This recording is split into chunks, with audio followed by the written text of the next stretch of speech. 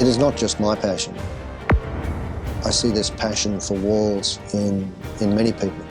Any place in the world, when you get out of the airport, one of the first structure you will see is a reinforced earth wall.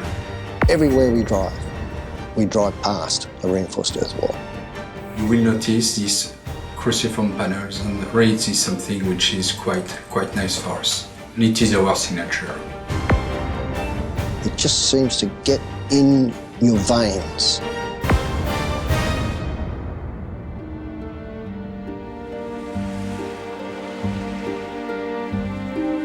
La terre armée est née d'un rêve bâti sur le sable dans une île au milieu de la Méditerranée. J'ai mis des aiguilles de pin dans un tas de sable et j'ai constaté une certaine cohésion. Et à l'ombre d'un pin, il s'est aperçu qu'un tas d'aiguilles de pin et de sable tenait presque verticalement. Et si tu voulais, son idée est partie de là. En fait, j'avais réalisé un premier ouvrage en terre armée fait de deux éléments, des grains et des armatures. C'était un grand ami, pour moi, un très très grand ami. Henri Vidal était un homme passionnant et passionné. C'était un homme de grand caractère, d'une grande finesse, d'une grande intelligence. Vidal était un grand enthousiaste. Et si ça n'avait pas été lui, ça n'aurait pas eu ce succès. Il avait aussi beaucoup de charisme et c'était un enthousiasme qui vous donnait envie de partager son enthousiasme. Je retiens de lui surtout sa qualité à choisir les hommes.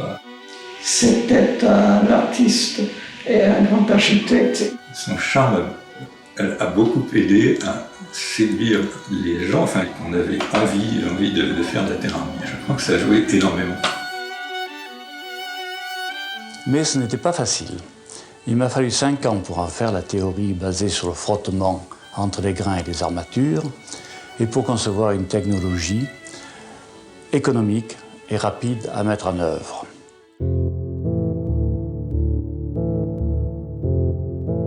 J'ai alors pris des brevets et j'ai constaté qu'il n'y avait aucune antériorité dans le monde. La vision originelle de Vidal en 63 ou avant, c'est quelque chose d'absolument brillant. Dans la vision de Vidal, il faut aller relire l'introduction du brevet de 63, où il indique d'une façon absolument claire et brillante le fait qu'il a créé un nouvel emploi pour un matériau qui est disponible partout, qui est la terre. Il a créé un nouveau matériau fait de terre et de renforcement pour faire des structures.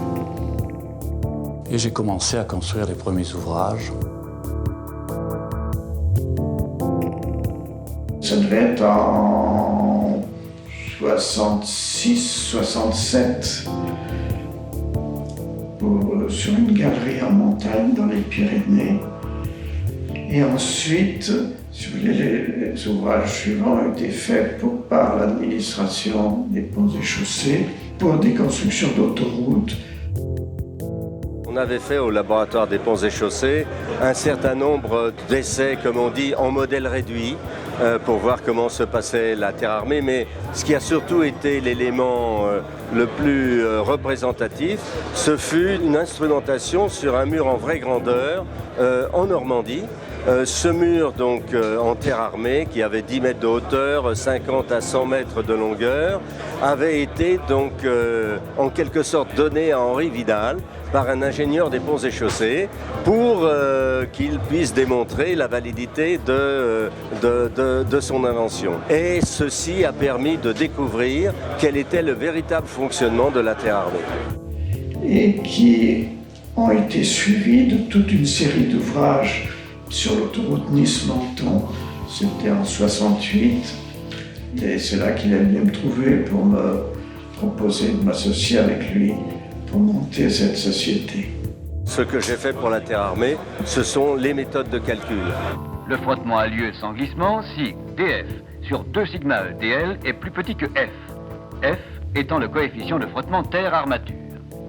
Et le succès de la terre armée provient vraiment du fait que cette formule se vérifie facilement pour tous les ouvrages.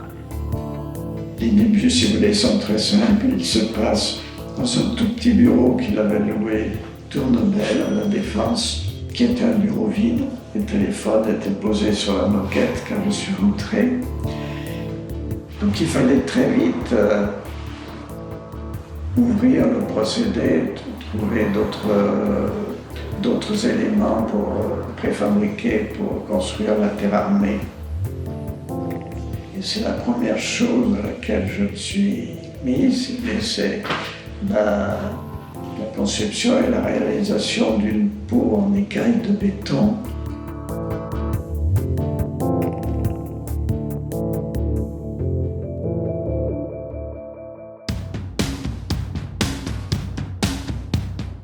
Ricoh was incorporated in the States in 1971. This was the second company formed outside of France, following Ricoh Canada in 1970. Dès le départ, on savait qu'on irait à l'étranger. Enfin là, c'était une première occasion. Les autres sont venus après, par le Japon, par l'Espagne, par les États-Unis, à force de pignâtreté. Et là, il a fallu se battre sérieusement. Ils ne sont pas venus tout seuls. 1974 was the key date for the creation of the Reinforced Earth Company, the proprietary company. Initially, it was a 50% partnership share with a local businessman. And I think that was one of the keys to the initial success for the company, because it had a local representation right from the beginning. Dick Dyson and his Reef Lefebvre partner, Mike Coleman, obtained a license for Reinforced Earth from Henri Vidal in 1974. They met for a good French lunch with lots of wine and were then left on their own in the front row of a cinema on the Champs-Élysées to watch a 16mm film on Reinforced Earth. Dyson fell asleep and missed the film, but the license was won, and I started work with Reinforced Earth South Africa as the first employee in July 1975.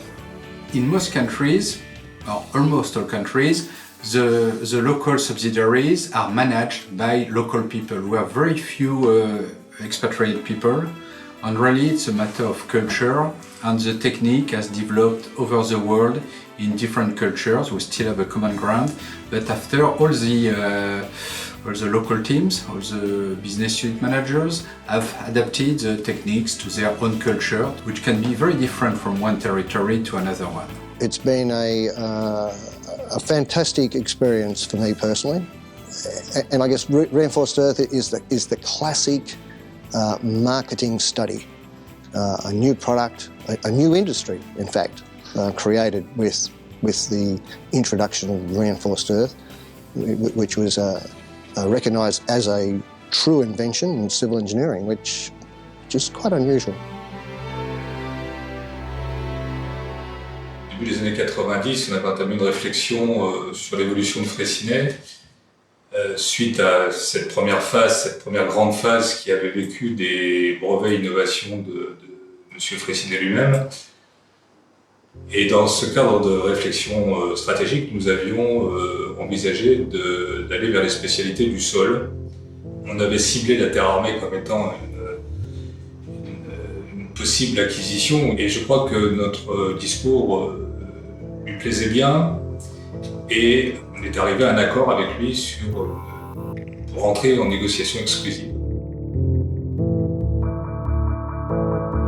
En décembre 1998, nous signons l'acquisition finale, et à partir de cette date-là, donc nous rencontrons le management. However, in 1998, when Reinforcers came into the Freycinet Group, it was a fantastic discovery, because I had the chance to be part of the little group of people which was in charge of making sure that we integrate technically and in terms of marketing a global offer between Freysisol and Reinforcers. In fact, it was a very small part of Freysisol and a big part of Reinforcers. And Pierre Silvestin was a fantastic professor in order to explain, first of all, how the technology works in its detail, how it has been built, and to help us to understand the very detail of how you can calculate Reinforcers in the most difficult part. The experience which was made on a very large number of structures, and also the detail of how it behaves in terms of durability. I remember when I looked to the graph of the corrosion of the steel within different type of soil, different type of moisture. It was a fantastic discovery. I said, wow. Terre Armée fait partie du groupe Vinci, bien sûr, mais d'abord et avant tout fait partie de Vinci Construction et des métiers de spécialité rassemblés au sein de Sol Étanche Freycinet chez Vinci Construction. Et en cela, Terre Armée est une niche d'activité avec un modèle très particulier qui est un modèle basé sur l'ingénierie, la fourniture, l'assistance technique aux entreprises générales. Now, I'd like to share some of my favorite memories, starting with one of our primary core values, community spirit. This has resulted in really great relationships with RICO Canada. This includes both important projects that we've worked together and also the free exchange of both technical and marketing ideas and discussions. Also, Menard in the US, where I was actively involved in development of the company here. And to date, we have over 20 projects completed together. We have over 40 years of company history here in this modest company team, which consists of about 20 people, and consistently since the 1970s. We have done quite a bit of development since the early days. L'utilisation de remblais et de renforcement pour faire des structures à une échelle, à cette échelle-là, et avec une vision industrielle, c'est quelque chose de totalement révolutionnaire. Ce que j'ai retenu comme étant le plus important, c'est le développement des armatures à haute adhérence. On est aujourd'hui, à mon avis, à un tournant. Les concepts de base qui ont été développés avec beaucoup de talent suite à l'innovation au début des années 60, ces concepts sont en train d'évoluer vers encore plus d'utilisation de l'interaction sol-renforcement et d'optimisation des structures. On est passé du frottement entre le remblai et le métal lisse au frottement entre sol et sol, le sol étant enfermé entre les nervures des armatures à haute adhérence. Et en même temps, étant donné qu'on mobilisait davantage de frottement, on pouvait, avec une largeur plus faible des armatures, pour le même poids de métal, augmenter l'épaisseur des armatures. Donc augmenter de beaucoup leur résistance à la corrosion. The future of reinforcers will be made by diversification. We have launched a quite important diversification plan for reinforcers. We are involved in majority in road or motorways projects, and we feel we have a big potential for development in other segments, other market segments. In fact, it was the case in the past. We have some very good examples in the early beginnings of projects in sectors like dams, like seawalls, like energy, and there's still a big potential. We want to diversify ourselves in the mining business, in the waterways, in the industry, in the military, the railways, so in many areas where we have a lot of reference already, but those references are quite unique in a country. The second axis of development for the future is geographical. We are very strong in Northern America, we are quite strong in Europe. We are becoming stronger now in South America. We are big in Australasia, but we still have a big margin of progress in Africa, which will be a developing territory in the coming decades. We have a big potential in Asia, where in fact, except for India and Malaysia, we can do better than that. And Russia, as I said before, is also an important territory for the future. Parmi les innovations récentes et qui, à mon avis, seront marquantes pour le futur de la Terre Armée, il y a l'utilisation de renforcement non connecté au sein des masses en Terre Armée, dans le cas de renforcement relativement extensible, pour raidir cette masse. Ce système, on l'a appelé terre composite, et nous a permis de franchir des records de hauteur en murs verticaux renforcés par armature synthétique. And a third axis of development is the cooperation with the other activities of the Soletanche Freycinet Group.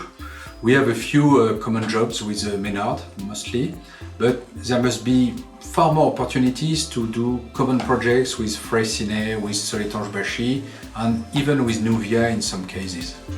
We have also a dream that you may know, and we have patented this dream. In fact, it's to store energy in reinforcers, because reinforcers could be a fantastic reservoir of something.